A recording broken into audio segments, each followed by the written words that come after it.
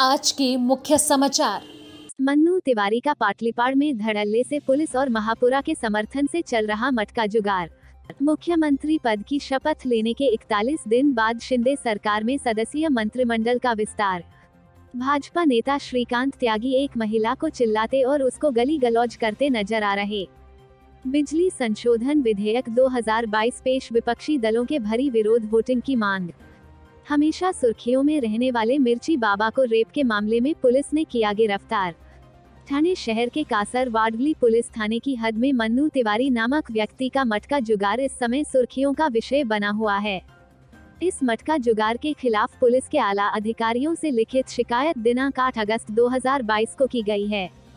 Kasar वाडवाली police थाने के phone number 0222597240 पर call कर चल रहे मटका जुगाड़ की कई बार जानकारी दी गई थी, लेकिन पुलिस द्वारा कोई भी ठोस कार्रवाई नहीं की जा सकी, जिससे कि मटका जुगाड़ का धंधा बंद हो सके।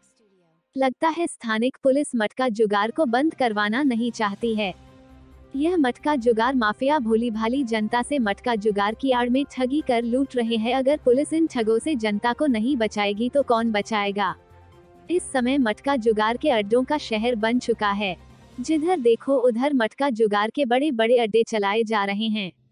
ऐसा ही एक मटका जुगाड़ कासर बडावली पुलिस थाने की हद में पाटलिपाड़ा ठाणे पश्चिम में चल रहा है।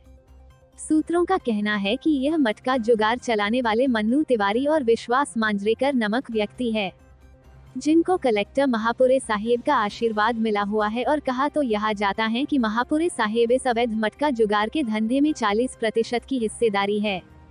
कासर बडावली पुलिस थाने के वरिष्ठ पुलिस निरीक्षक बाप शेट्टी साहिब ने मन्नू तिवारी के नाम से अवैध मटका जुगाड़ की परमिशन देते हुए संरक्षण देने का काम कर रहे हैं।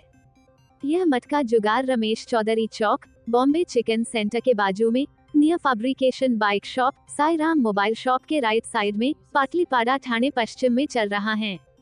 बता दें कि नौपाड़ा पुलिस थाने की हद में भी विश्वास मांजरेकर मटका जुगाड़ चलता था। वहां पर इसने हफ्ता वसूली में एक हवलदार को पकड़वाया था और उसे खंडनी में फंसाया और जेल जाना पड़ा था। कई बार मटका जुगाड़ में केस मांजरेकर के खिलाफ नौपाड़ा पुलिस ने दर्ज किए गए थे। नौपाड़ा क्षेत्र से भागा और कासर बडावली पुलिस थाने के क्षेत्र आकर अवैध मटका जुगाड़ का धंधा बड़े पैमाने पर चलने लगा है। सूत्रों का कहना है कि मन्नू तिवारी के नाम से वरिष्ठ पुलिस निरीक्षक ने परमिशन दिया है। इस मटका जुगाड़ में मन्नू तिवारी और विश्वास मांजरेकर के मटका जुगाड़ के अवैध धंधे में कलेक्टर महापुरे को पार्टनर बना लिया है, जिसके कारण अवैध धंधे को महापुरे साहिब संरक्षण दे रहे हैं। कई और जानकारियां अगले एपिसोड में दी जाएगी। मुंबई महाराष्ट्र के मुख्यमंत्री पद की शपथ लेने के 41 दिन बाद एकनाथ शिंदे आज अपने 2 सदस्यीय मंत्रिमंडल का विस्तार किया। राज्यपाल भगत सिंह कोश्यारी ने महाराष्ट्र कैबिनेट विस्तार में 18 विधायकों को मंत्री पद की शपथ दिलाई। रिपोर्ट के मुताबिक भाजपा के 9 नेता और एकनाथ शिंदे खेमे के 9 नेताओं ने मुंबई स्थित राजभवन में महाराष्ट्र कैबिनेट मंत्री के रूप में शपथ ली। शिवसेना विधायक गुलाबराव पाटिल और दादाजी दगडू भूसे ने मुंबई के राजभवन में महाराष्ट्र के मंत्रियों के रूप में शपथ ली। चंद्रकांत पाटिल और विजय कुमार गावित ने भी कैबिनेट में मंत्री पद की शपथ ली। मंत्रिमंडल में किसी भी महिला को शामिल नहीं किया गया है। यह कार्यक्रम सुबह 11 बजे शुरू होना था, लेकिन 15 मिनट की देरी से शुरू हुआ। शिंदे ने अपने 2 सदस्यीय मंत्रिमंडल के विस्तार से पहले मंगलवार की सुबह उनका साथ देने वाले शिवसेना विधायकों से मुलाकात की। यह मुलाकात दक्षिण मुंबई के सह्याद्री अतिथि गृह में हुई। सूत्रों के मुताबिक कुल 18 मंत्रियों ने शपथ ली है। इनमें शिंदे गुट और भारतीय जनता पार्टी भाजपा के 9 विधायक हैं। इससे कुल मंत्रियों की संख्या बढ़कर 20 हो गई है। महाराष्ट्र में कुल 43 मंत्रियों को मंत्रिमंडल में शामिल किया जा सकता है। भाजपा की ओर से मंत्रिमंडल में शामिल सदस्यों में राधा कृष्ण विखे पाटिल, सुधीर मुनगंटीवार, चंद्रकांत पाटिल, विजय कुमार गावित, गिरीश महाजन, सुरेश खड़े, रविंद्र चव्हाण, अतुल सावे और मंगलप्रभात लोढ़ा शामिल हैं। शिंदे गुट से मंत्री पद की शपथ लेने वाले सदस्यों में गुलाबराव पाटिल, दादा भूसे, संजय राठौड़, संदीप भुमरे, उदय सामंत, तानाजी सावंत, अब्दुल सत्तार, दीपक केसकर और शंभुराज देसाई शामिल हैं।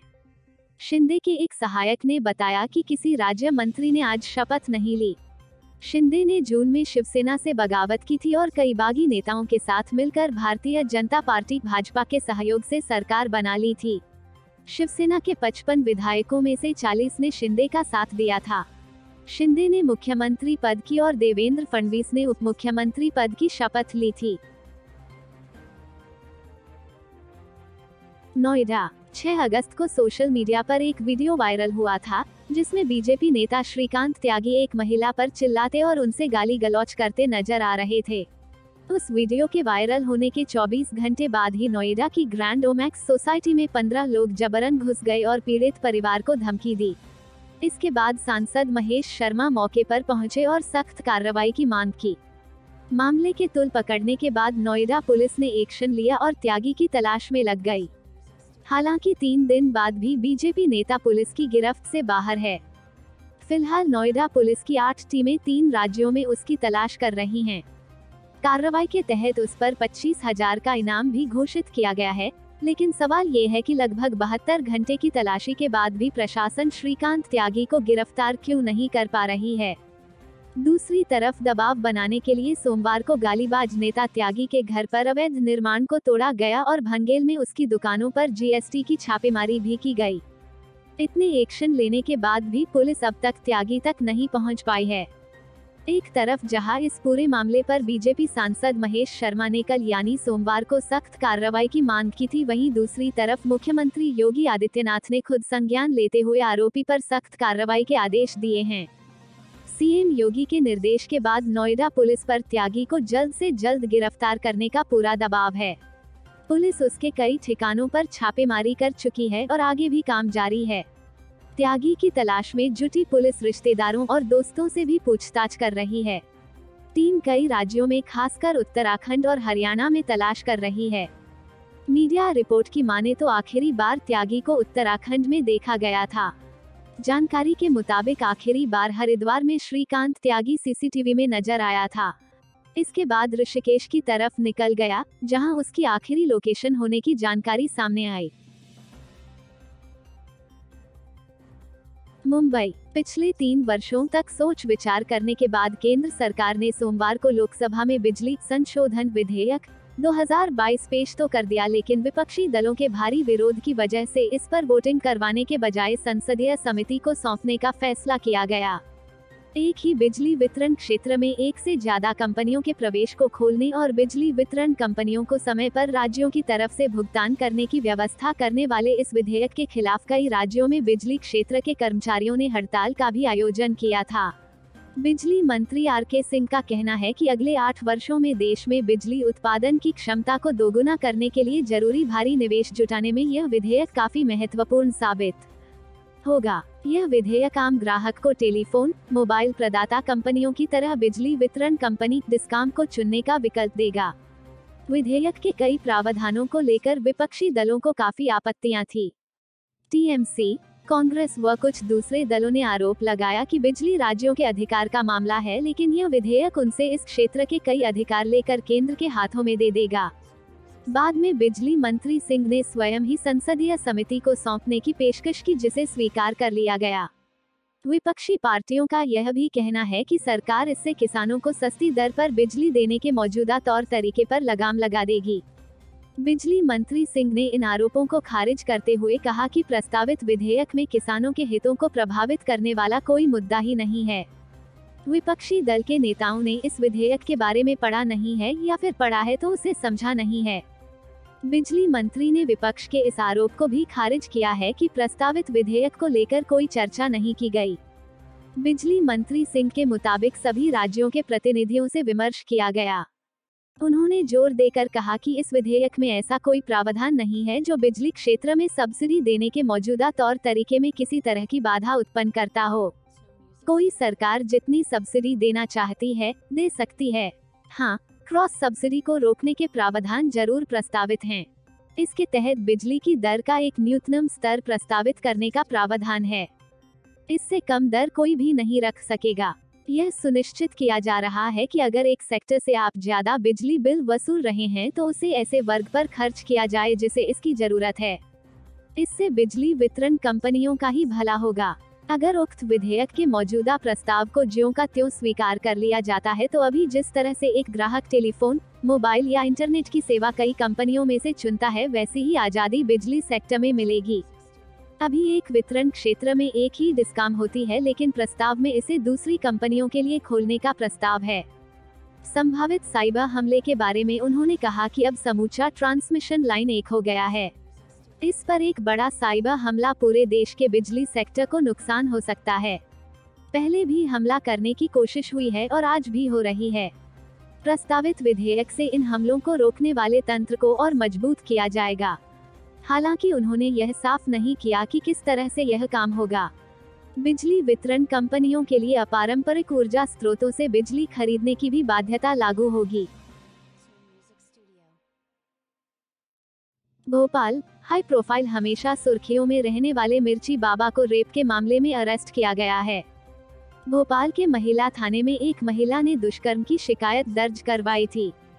मिर्ची बाबा कांग्रेस के स्टार प्रचारक रहे हैं। भोपाल महिला थाना पुलिस ने कार्रवाई की। एसीपी वुमन सेफ्टी निधि सक्सेना ने बताया कि धारा 376 के तहत गिरफ्तार किया गया है। मिर्ची बाबा को गिरफ्तार कहां से गिरफ्तार किया गया, इस बात की जानकारी देने से पुलिस बचती नजर आ रही है। भोपाल की महिला थाना पुलिस मामले की जांच में जुटी। मिर्ची बाबा अक्सर अपने विवादित बयानों को लेकर चर्चा में रहते हैं। उन्होंने सीएम शिवराज सिंह पर उनकी हत्या की साजिश रचने का आरोप लगाया था। उनका पूरा नाम महामंडलेश्वर स्वामी वैराग्यानंद गिरी महाराज है और वे मिर्ची बाबा के नाम से प्रसिद्ध हैं। वो गौ रक्षा से जुड़े हैं। वो ग्वालियर चंबल अंचल में अवैध खनन और गौ रक्षा को लेकर लगातार आंदोलन करते रहते हैं। बता दें कि कमलनाथ के नेतृत्व वाली मप्र सरकार में उन्हें राज्य मंत्री का दर्जा प्राप्त था। मिर्ची बाबा कमलनाथ की सरकार में निगम अध्यक्ष थे। मिर्ची बाबा पर ग्वालियर चंबल अंचल में कई बार जानलेवा हमला भी हो चुका है। वो खुलकर कांग्रेस का समर्थन करने परहेज नहीं करते। वो खबरों में तब आए थे जब मध्य प्रदेश में लोकसभा चुनाव के दौरान भोपाल लोकसभा सीट से कांग्रेस उम्मीदवार दिग्विजय सिंह के समर्थन में मिर्ची यज्ञ कराकर दिग्विजय सिंह की जीत की भविष्यवाणी करने और न जीतने पर जीवित जल समाधि लेने की घोषणा की थी। बता दें कि लोकसभा चुनाव के नतीजे आने और दिग्विजय सिंह की पराजय के बाद बाबा वैराग्यानंद से जल समाधि लेने को लेकर काफी सवाल उठे थे। मिर्ची बाबा ने लीना मणिमेकलाई की डॉक्यूमेंट्री फिल्म काली के पोस्टर पर भी विवादित बयान दिया था। इस पर मिर्ची बाबा ने कहा था कि वो फिल्मों में हिंदू धर्म का अपमान करने वालों का सिर कलम करने के लिए 20 लाख रुपए देंगे। उन्होंने कहा था, आज ऐसी जो फिल्में बनाई जा रही हैं, एक वेब सीरीज बनाई गई है आश्रम, जिसमें हमारे हिंदू धर्म पर कुठाराघात किया जा रहा है और इसको मैं कतई बर्दाश्त नहीं करूंगा। मैं आज भारतवर्ष में घोषणा करता हूं कि ऐसी पिक्चर बनाने वालों का दिन दोपहर कोई सिर काट कर लाता है तो 20 लाख रुपए मैं अपने आश्रम की तरफ से दूंगा। मिर्ची बाबा ने केंद्रीय मंत्री स्मृति ईरानी पर भी साधा निशाना था। उन्होंने कहा था कि एक समय जब देश में रसोई गैस की कीमत केवल 400 रुपए प्रति सिलेंडर थी, उस समय वही स्मृति ईरानी सड़क पर डांस करती थी, लेकिन आज रसोई गैस की कीमत 1000 रुपए से अधिक पहुंच गई है तो वो चुप है। उन्होंने स्मृति ईरानी की बेटी पर भी कमेंट किया था। मिर्ची बाबा ने केंद्रीय मंत्री स्मृति ईरानी की बेटी को लेकर कहा था कि स्मृति ईरानी मंदिरों में पूजा करने के लिए घूमती हैं, जबकि उनकी बेटी ने गोवा में बीफ बेचने का लाइसेंस लिया है। उन्होंने कहा कि देश में सच बोलना अब अपराध हो गया है। सच कहूं तो केंद्र सरकार को बुरा लगता है।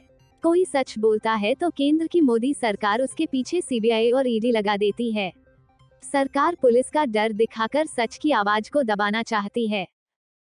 Bureau report, Mumbai.